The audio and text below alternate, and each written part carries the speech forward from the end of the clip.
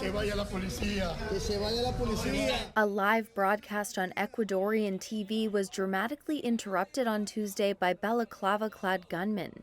Just one example of a fresh wave of violence that's shaken Ecuador after a high-profile gang leader disappeared from prison on the weekend.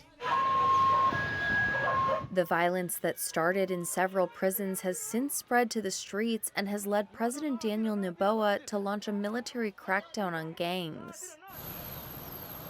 Security in Ecuador has been worsening since the pandemic, which also brutally battered the economy.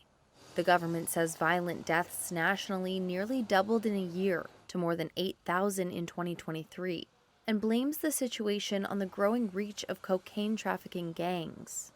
Inside Ecuador's prisons, the gangs have taken advantage of the state's weak control to expand their power.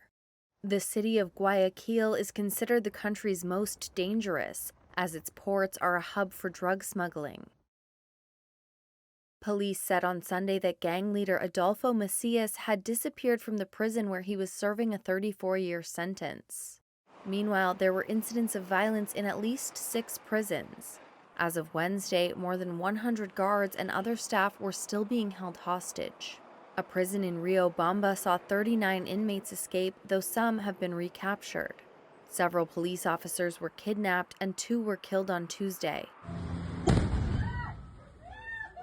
Explosions were also confirmed in several cities, though no injuries were reported. En contra del terrorismo. President Noboa has said the violence is a reaction to his government's plans to build a new high-security prison for jailed gang leaders. Un conflicto armado. Noboa, who took power in November after pledging to curb violence, has said he will not negotiate with terrorists. On Monday, he declared a 60-day state of emergency, enabling military patrols and setting a national nighttime curfew.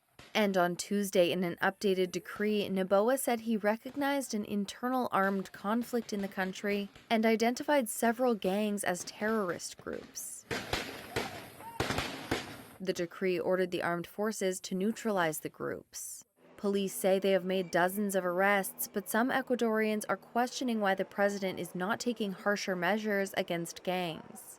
Noboa plans to hold a security-focused plebiscite later this year, asking the public if the government should undo a ban on the extradition of Ecuadorians wanted abroad, and if asset seizures from suspected criminals should be allowed.